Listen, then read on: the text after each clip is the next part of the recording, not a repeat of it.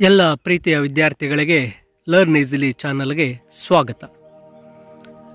10ನೇ ತರಗತಿ ಗಣಿತ ವಿಷಯದ ಸರಳ ಪಾಸಿಂಗ್ ಪ್ಯಾಕೇಜ್ ಪರೀಕ್ಷಾ ದೃಷ್ಟಿಯಿಂದ ನಿಮಗಾಗಿ ಇಲ್ಲಿ ಸರಳವಾಗಿ ಗಣಿತ ವಿಷಯದ ಒಂದು ಪಾಸಿಂಗ್ ಪ್ಯಾಕೇಜನ್ನು ನೀಡಲಾಗಿದ್ದು, ಇದನ್ನು ಅಭ್ಯಾಸ ಮಾಡಿದ್ದಲ್ಲಿ ನಿಮಗೆ ಗಣಿತ ವಿಷಯದಲ್ಲಿ ಪಾಸ್ ಆಗಲು ಬೇಕಾಗಿರ್ತಕ್ಕಂಥ ಅಂಕಗಳನ್ನು ಪಡೆಯಬಹುದು ಎಂದು ತಿಳಿಸುತ್ತಾ ಇಲ್ಲಿ ನೀವು ಸ್ಕ್ರೀನ್ನ ಮೇಲೆ ಕಾಣ್ತಾ ಇದ್ದೀರಾ.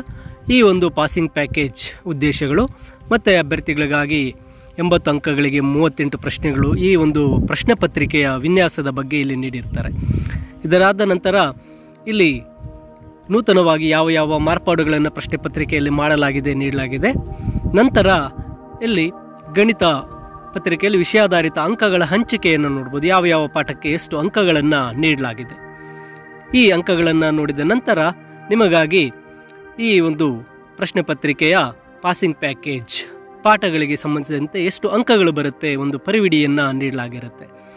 ನಂತರ ನೀವು ಅತಿ ಮುಖ್ಯವಾಗಿ ಪರೀಕ್ಷಾ ದೃಷ್ಟಿಯಿಂದ ಅಭ್ಯಾಸ ಮಾಡಲೇಬೇಕಾಗಿರ್ತಕ್ಕಂತಹ ಪ್ರಮೇಯಗಳು ಹಾಗೂ ಲೆಕ್ಕಗಳನ್ನು ಕುರಿತು ಈ ಒಂದು ಪಾಸಿಂಗ್ ಪ್ಯಾಕೇಜ್ನಲ್ಲಿ ನಿಮಗಾಗಿ ನೀಡಲಾಗಿದೆ. ಮೊದಲಿಗೆ ಇಲ್ಲಿ ಪ್ರಮೇಯಗಳಲ್ಲಿ ಮೂಲ ಸಮಾನುಪಾತತೆಯ ಪ್ರಮೇಯ, ಅದಾದ ನಂತರ 2 ತ್ರಿಭುಜಗಳ ಸಮಕೋನೀಯಗಳಾಗಿದ್ದರೆ ಅವುಗಳ ಅನುರೂಪ ಬಾಹುಗಳು ಸಮಾನುಪಾತದಲ್ಲಿರುತ್ತವೆ.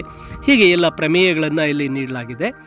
ಈ ಪ್ರಮೇಯಗಳ ನಂತರ ನಿಮಗೆ ಗಣಿತ ವಿಷಯದಲ್ಲಿ ನೀವು ಅಭ್ಯಾಸ ಮಾಡಲೇಬೇಕಾಗಿರ್ತಕ್ಕಂತಹ ಪಾಸಾಗಲು ಅಥವಾ ಕನಿಷ್ಠ ಅಂಕಗಳನ್ನು ಪಡೆದು ಪಾಸಾಗಲು ಬೇಕಾಗಿರ್ತಕ್ಕಂತಹ ಪ್ರಮೇಯಗಳು ಹಾಗೂ ಲೆಕ್ಕಗಳನ್ನು ಸಹ ಇಲ್ಲಿ ಈ ಒಂದು PDF-ನಲ್ಲಿ ನೀಡಲಾಗಿರುತ್ತೆ. ಇಲ್ಲಿ ರಚನೆಗಳ ಬಗ್ಗೆ ನಿಮಗೆ ಲೆಕ್ಕಗಳನ್ನು ಕೊಟ್ಟಿದೆ. ರಚನೆಗಳನ್ನು ಹೇಗೆ ಮಾಡಬೇಕು ಅಂತಕ್ಕಂಥ ರಚನೆಗಳನ್ನು ಅಭ್ಯಾಸ ಮಾಡಲು ಸಹ ನೀಡಲಾಗಿದೆ. ಅದಾದ ನಂತರ ಶ್ರೇಣಿಗಳಿಗೆ ಸಂಬಂಧಿಸಿರ್ತಕ್ಕಂತಹ ಲೆಕ್ಕಗಳನ್ನು ನೀಡಲಾಗಿದೆ. ಮತ್ತು ಮಧ್ಯಮ ಬೆಲೆಯನ್ನು ಕಂಡುಹಿಡಿತಕ್ಕಂಥ ರೂಢಿ ಬೆಲೆಯನ್ನು ಕಂಡುಹಿಡಿತಕ್ಕಂಥ ಲೆಕ್ಕಗಳನ್ನು ಇಲ್ಲಿ ನೀಡಲಾಗಿದೆ. ಈ ವಿಡಿಯೋವನ್ನು ತಪ್ಪದೆ ನಿಮ್ಮ ಸ್ನೇಹಿತರಿಗೂ ಶೇರ್ ಮಾಡಿ ಅಥವಾ ಈ PDF-ಅನ್ನು ಶೇರ್ ಮಾಡಿ ಇದರಲ್ಲಿ ಕೊಟ್ಟಿರ್ತಕ್ಕಂಥ ಪ್ರಮೇಯಗಳನ್ನು ಅಭ್ಯಾಸ ಮಾಡಿ ಹಾಗೂ ಲೆಕ್ಕಗಳನ್ನು ಸಹ ಪರಿಹಾರ ಮಾಡಲು ಪ್ರಯತ್ನಿಸಿ.